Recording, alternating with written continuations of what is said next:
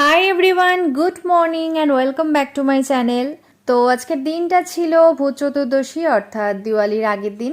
আর বোন এখন এখানে ছাদে বাজি রোদে দিচ্ছে, যেহেতু রাত পোহালেই দিওয়ালি, তো সেই কারণে এখানে তারই তোড়জোড় শুরু হয়ে গিয়েছে। বাজিগুলো এখানে রোদে দেওয়া হচ্ছে যাতে কালকে জ্বলতে কোনো অসুবিধা না হয়। আর আমাদের বাড়িতে অনেকগুলোই বিড়াল রয়েছে, তো তার মধ্যে দেখো তিনজন এখন এখানে খেলা করছে। তো এরপর আমি চলে এসেছি নিচে, আমাদের বাইরে এখানে একটা কিচেন রয়েছে। তো এখন এখানে কি হচ্ছে সেটাই তোমাদেরকে দেখানোর জন্য আমি নিচে এলাম। তো দেখো এখন এখানে কিচেনে রয়েছে আমার বড় মাসিমণি আর মেজো মাসিমণি। আর বড় মাসিমণি এখন এখানে উনানে হচ্ছে 8 রকমের কড়াই ভাজছে। তার মধ্যে রয়েছে ধরো যেমন ছোলা, বাদাম, মটর কড়াই আর কি। তাছাড়া কর্ন, মানে যেটা থেকে ভুট্টা মানে পপকর্ন হয়। তো এই রকম ধরনের 8 রকমের জিনিস একসাথে মেশানো রয়েছে, তো সেগুলোই এখন এখানে ভাজা হচ্ছে। আমাদের বাড়িতে কালকের যে মানে কালী পূজা হবে, বাড়িতে যে পুরোহিত আসবেন, তো ওই পূজাতে আমাদের এই 8 রকম কড়াই একসাথে মিশিয়ে প্রসাদ হিসাবে দেওয়ার নিয়ম রয়েছে। তো সেই কারণেই এখন এটা মাসিমণি ভাজছে। আর আমাদের প্রত্যেকের বাড়িতে যেহেতু এটা পূজা দেওয়ার মানে নিয়ম রয়েছে, তো সেই কারণে এখানে সবার জন্যই মাসিমণি একসাথে ভাজছে। তারপরে হচ্ছে এখান থেকে মাসিমণিরাও নিয়ে যাবে, আমাদের বাড়িতেও কিছুটা থাকবে, আর কাছেই যেহেতু মামার বাড়ি, মামাদেরকেও কিছুটা দেওয়া হবে। প্রত্যেকেই যে যার বাড়িতে মানে এটা পূজার প্রসাদ হিসাবে দেবে। আর এখন এই সমস্ত জিনিসগুলো কি বলতো, বাজার চলতি অনেকই পাওয়া যায়, মানে রেডিমেড পাওয়া যায়, বাট তা হলেও আমাদের বাড়িতে এখনো পর্যন্ত এটা মানে ভাজা হয় আর কি। এবারে ওই ছোলা আর মটরটা ভাজতে হবে।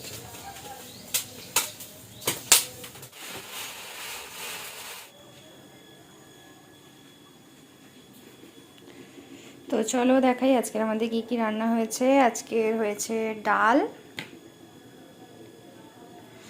আর এদিকে রয়েছে আলু ভাজা, এখানে রয়েছে শাক ভাজা, আর এখানে রয়েছে চিংড়ি মাছের মালাইকারি, আর এখানে রয়েছে চালতার চাটনি। আর হাঁড়িতে তো অ্যাজ ইউজুয়াল ভাত রয়েছে। আর এদিকে এখন কড়াইতে চিকেনটা হচ্ছে।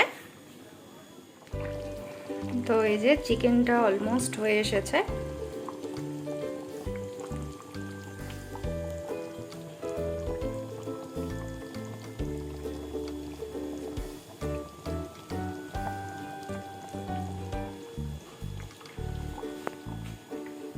তো এই হলো আজকে টোটাল মেনু। আর তোমাদেরকে আরও একটা কথা বলতে ভুলে গিয়েছি, এখানে কিন্তু 14 রকম শাক একসাথে ভাজা হয়েছে। আজকে যেহেতু ভূত চতুর্দশী, তো আমাদের বাড়িতে 14 শাক খাওয়ার নিয়ম রয়েছে, তো সেই কারণেই এটা করা হয়েছে। দুপুরবেলা লাঞ্চ করে আমি একটুখানি রেস্ট করছিলাম, তো ব্লগটার কন্টিনিউ করা হয়নি। আর মাসিমণিরাও কিছুক্ষণ আগে বাড়ি চলে গেল, তখন কোনো ভিডিও করা হয়নি। তো এখন আবার বিকাল থেকে ব্লগটা কন্টিনিউ করছি। এখন দেখলাম যে বোন এখানে রাঙ্গোলি বানাচ্ছে, তো তাই ভাবলাম তোমাদেরকেও একটু শেয়ার করি। আর ও 2টো রাঙ্গোলি বানিয়েছে, একটা ভীষণ বড়, মানে আরও এর থেকে অনেকটাই বড়। তো সেটাও খুব সুন্দর হয়েছে, সেটা দেখাচ্ছি। আর তার সাথে এটাও এখন বানাচ্ছে। তো দেখো, তোমরা দেখে জানিও যে রাঙ্গোলিগুলো কেমন হয়েছে। তো এই যে বোন এখন রাঙ্গোলি করছে, আর আমি আর মা দেখছি ও কিরকম ভাবে রাঙ্গোলিটা করছে। খুব ভালোই করছে। আর এবছর আমি অতটা কিছু হেল্প করিনি, ও একা একাই করছে।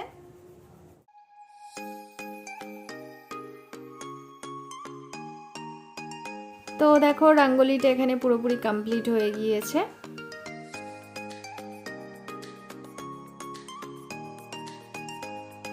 তো দেখো আমি বলছিলাম বোন 2টো রাঙ্গোলি করেছে, তো এটা হচ্ছে আরেকটা রঙ্গোলি। আর এটা ও যখন বানাচ্ছিল তখন আমি ছিলাম না, তো সেই কারণে আমি ভিডিও করতে পারিনি। বাট ও ভিডিও করেছিল আর কি, তো সেখান থেকেই আমি ফুটেজ কালেক্ট করেছি, সেটাই তোমাদের সাথে এখন শেয়ার করছি। তো দেখে জানিও যে কেমন হয়েছে। এই রঙ্গোলিটাও ভীষণ সুন্দর হয়েছে। তো মানে 2টো রঙ্গোলি 2 রকম আর কি, দুটোই ভীষণ সুন্দর হয়েছে। তোমরাও জানিও যে কেমন লাগলো।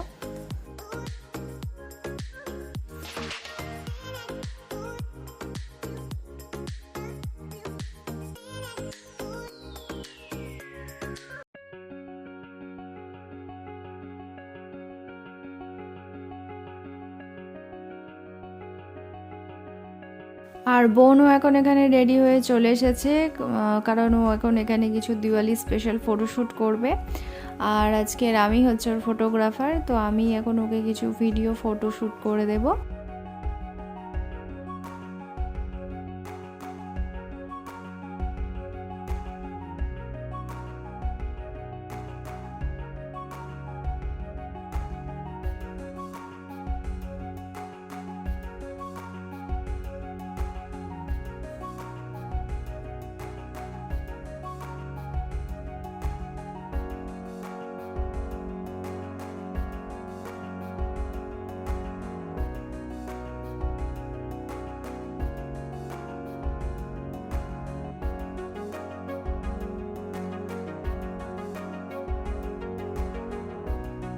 এরপর আমরা চলে এসেছি ছাদে। বোন এখন এখানে কিছু রিলস ভিডিও শ্যুট করছে আর তার সাথে কিছু ফটোশ্যুটও করবে।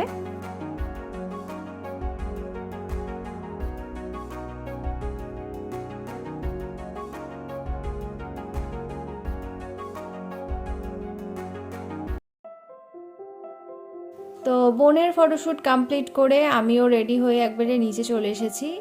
আমি এখন জ্বালাচ্ছি 14 প্রদীপ, কারণ আজ যেহেতু ভূত চতুর্দশী, তো আজকের দিনে আমাদের বাড়িতে 14টা প্রদীপ জ্বালার নিয়ম রয়েছে, তো সেটাই আমি এখন করছি। এই 14টা প্রদীপ জ্বালার পর ঠাকুর ঘরে, তুলসী থানে, তাছাড়া বাড়ির প্রতিটা দরজার সামনে সামনেই প্রদীপগুলো দেওয়া হয়, তো সেই কাজটাই আমি এখন করছি।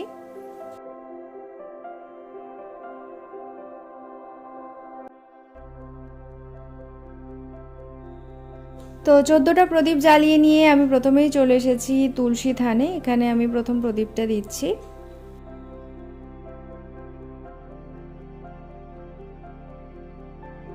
এরপর বাড়ির মেন দরজার সামনে আমি প্রদীপ দিয়ে দিচ্ছি।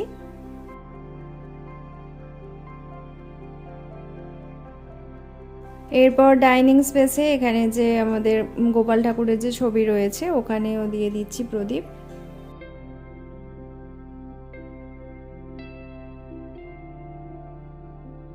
নিচে সমস্ত জায়গায় প্রদীপ দেওয়া আমার কমপ্লিট হয়ে গিয়েছে। এরপর চলে এসেছি উপরে। এখানে বোন যে আরেকটা রঙ্গোলি বানিয়েছে ওখানে আমি এখন প্রদীপ দিচ্ছি।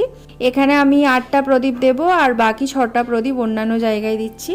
আর তোমরা হয়তো ভাবতে পারো যে বোন আজকের এই রঙ্গোলিটার সামনে কেন ফটোশ্যুট করেনি। অ্যাকচুয়ালি ও ডিসাইড করেছে, যেহেতু দুটো রঙ্গোলি বানিয়েছে, তো আজকের হচ্ছে যে রঙ্গোলিটার সামনে ফটোশ্যুট করেছে ওটা করলো। আর নেক্সট দিন মানে দিওয়ালির দিনে যেটা রেডি হবে, তো সেটা রেডি হয়ে আর কি সেরকমভাবে রেডি হয়ে ও এই রঙ্গোলিটার সামনে ফটোশ্যুট করবে।